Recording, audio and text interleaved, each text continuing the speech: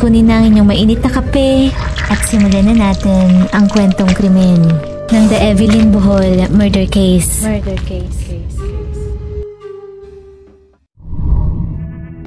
21 years old si Steven Davis nang lumipat mula England patungong Hong Kong upang magtrabaho bilang computer technician. Taong 2001 nang makilala nito ang teenager na si Evelyn Bohol nang minsang magpunta ito sa Pilipinas. Noon ay nagtatrabaho si Evelyn sa isang bar sa Angeles City, Pampanga.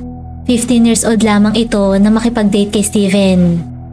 Unang kita pa lamang kay Evelyn ay nabighani na si Steven sa angking ganda nito, kaya naman ang gabing yon, binayaran nito ang bar owner ng 500 pounds upang alisin sa trabahong yon si Evelyn. Sa kabila ng malaking pagkakaiba ng edad, background at lengguwahe ni na Evelyn at Steven, hindi ito naging hadlang upang mabuo ang romantic relationship sa pagitan ng dalawa. Kinalaunan, nagpakasal ang mga ito sa Hong Kong. 17 years old pa lamang noon si Evelyn, ngunit nagpanggap ito bilang 21 anyos. Ginamit nito ang birth certificate ng kanyang kapatid upang pagtakpan ng kanyang totoong edad. Hindi nagtagal, bumuo ng sariling pamilya ang bagong kasal. Biniyayaan ng mga ito ng 2 anak, sina Jessica at Joshua. Mula Hong Kong, nanirahan ng pamilya Davis sa Pilipinas. Tumira ang mga ito sa isa sa mga pinakamahal na neighborhood sa Angeles. Kumikita si Steven ng 60,000 pounds kada taon. Buwan-buwan, binibigyan nito si Evelyn ng 1,000 pounds na allowance. Itinuring ni Steven si Evelyn na isang prinsesa. Kumuha ito ng yaya para mag-alaga sa mga bata at helper naman para sa gawaing bahay. Sa puntong yun, hindi lamang buhay ni Evelyn ang biglang nagbago, kundi pati na rin ang kanyang pamilya na nasa isla. Mula sa malaking perang ipinapadali ni Steven sa mga magulang nito, nakabili ang mga ito ng bangka para sa kanilang kabuhayan. Nakapagpasemento na rin ang mga ito ng kanilang dating barong-barong na bahay. Bukod pa rito, binibigyan rin ng mga ito ni Steven ng budget pamasahe sa tuwing dadalaw ang mga ito sa kanilang bahay. At sa kanilang pag-uwi, ibinibigay ni Evelyn sa mga ito ang ilan sa kanilang mga appliances sa bahay upang mabitbit pabalik sa isla. Subalit paglipas ng mga taon, unti-unting namuo ang lamat sa pagitan ng mag-asawang Steven at Evelyn.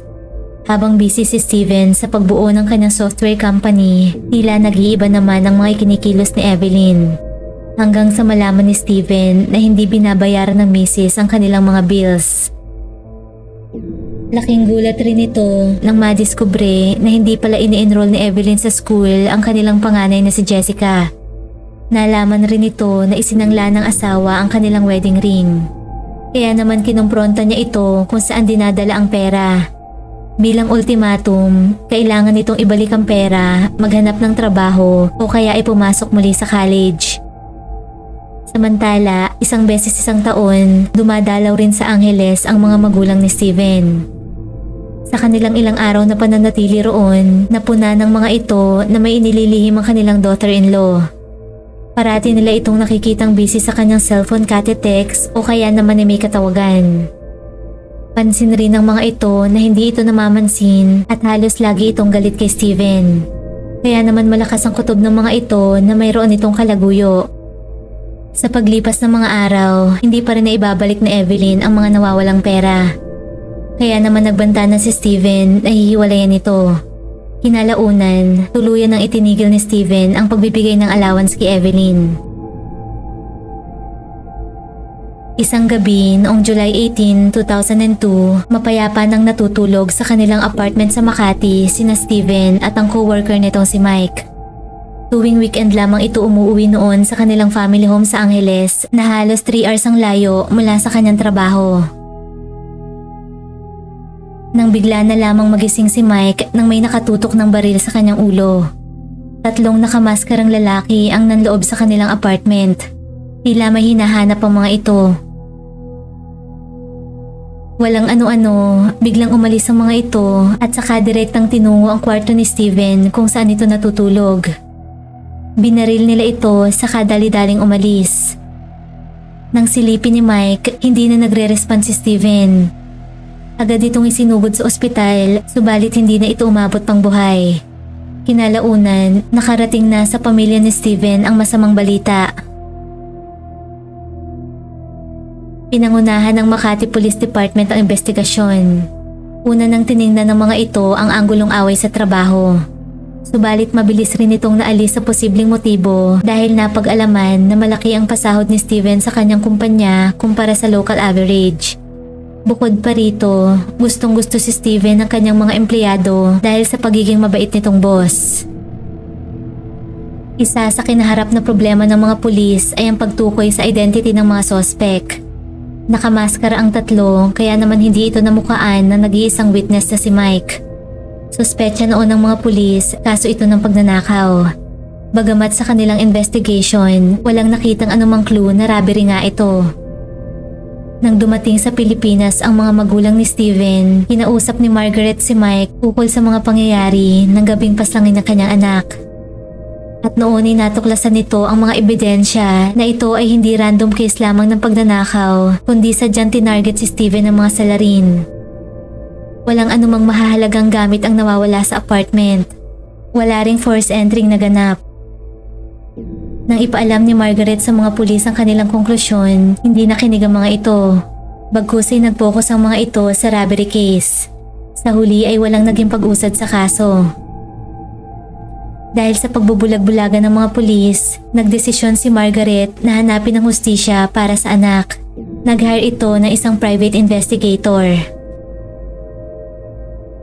Una na nitong inimbestigahan ang pribadong buhay ni Steven.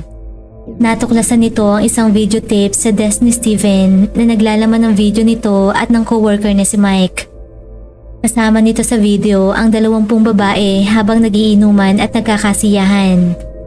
Nang araw na yun, business trip ang paalam ni Steven kay Evelyn. Samantala, napag-alaman rin ng investigador na inalis ni Steven ang monthly allowance ni Evelyn. Malinaw sa mga impormasyong ito na mayroong problema ang mag-asawa hanggang sa bago mamatay si Steven. Sunod nitong inimbestigahan si Evelyn. Nagsimula itong i-monitor ng 24 hours ang mga kilos nito. Sa loob pa lamang ng 2 araw na investigation, natuklasan nito na mayroon 2 lalaking tinatagpo si Evelyn. Kinuhanan niya ito ng larawan at saka ibinigay kay Margaret. Nang ipakita naman ni Margaret kay Mike ang larawan, namukhaan nito ang isa sa 2 lalaki. Bagamat nakamaskara, natandaan nito ang mata ng lalaking nagtutok sa kanya ng baril.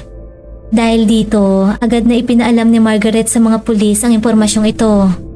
Upang umusad ang kaso, nangako si Margaret sa mga pulis na re-reimburse nito kung anumang magagastos sa investigasyon. Kaya naman sa wakas ay kumilos sa mga ito. Ayon sa mga otoridad, ang 2 lalaki sa larawan ay sina Arnold at Alexander, kapwa mga security guard. Dinala ang mga ito sa estasyon upang questionin. Samantala, isa pa sa 3 posibleng sospek ang hindi naaaresto kaya naman minabuting bumalik muna ni Margaret sa UK para sa kanyang kaligtasan. Noon ay isinama na rin ito ang apong sina Jessica at Joshua. Sa paglipas ng taon, nanatiling malamig ang kaso ni Steven. Habang nasa UK, 2 years at 55,000 pounds ang ginugol ni Margaret sa pagkalap ng mga ebidensya. Sa puntong yun, malayang namumuhay si Evelyn sa Pilipinas. Hanggang sa matukoy na ng private investigator ang isa sa 3 hinihinalang sospek, si Robin, ang brother-in-law ni Evelyn. Asawa ito ng kapatid ni Evelyn na si Gina. Si Gina rin na nagsiwalat na boyfriend ni Evelyn si Arnold at doon na pupunta ang pera nito. Samantala, nang makumbinsi si Robin na sumuko sa mga pulis, inamin nito ang lahat ng kanyang nalalaman. Ibinulgar nito na si Evelyn ang mastermind sa pagpatay sa asawang si Steven. Ayon kay Robin, noong gabi ng July 18, 2002, inalok ito ni Evelyn ng pagkakakitaan. Sinundan nito si Evelyn papasok sa isang sasakyan kung saan naroon sina Arnold at Alexander. Nang mga panahong yun, hindi umano alam ni Robin kung ano ang kanilang gagawin basta sumama ito. Hanggang sa magtungo na ang mga ito sa apartment ni Steven. Ibinigay ni Evelyn ang susi at ang numero ng room ni Steven. Diretsahan umanong sinabi ni Evelyn na milyonaryo ang mister at kapag namatay ito, mapupunta sa kanya ang lahat ng pera. Tinungo ni na Robin, Arnold at Alexander ang apartment ni Steven habang nagbabantay naman sa sasakyan si Evelyn. Si Arnold, ang lover ni Evelyn umano ang bumaril kay Steven.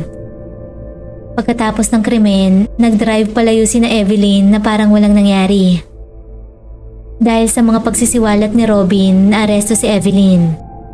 Sa kanyang trial, iginiit nitong siya ay inosente at hindi nito lover si Arnold.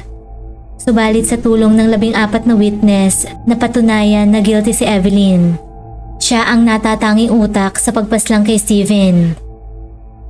Nasintensyahan si Evelyn ng 40 years na pagkakakulong ng walang parol, habang sina Arnold at Alexander ay nasintensyahan ng life in prison. Si Robin naman ay nakalaya matapos lamang 1 taong pagkakakulong dahil sa mga statement nito na nakatulong sa paglutas ng kaso. Sa kasalukuyan, 44 years old na si Evelyn at maaari lamang makalaya sa taong 2044 kung kailan lampas 60 taon na ito noon.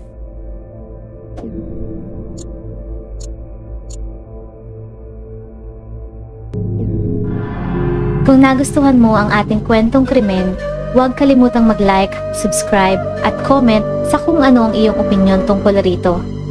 At laging tatandaan, mahalaga ang buhay, huwag kang papatay. Maraming salamat po sa panonood at hanggang sa muli.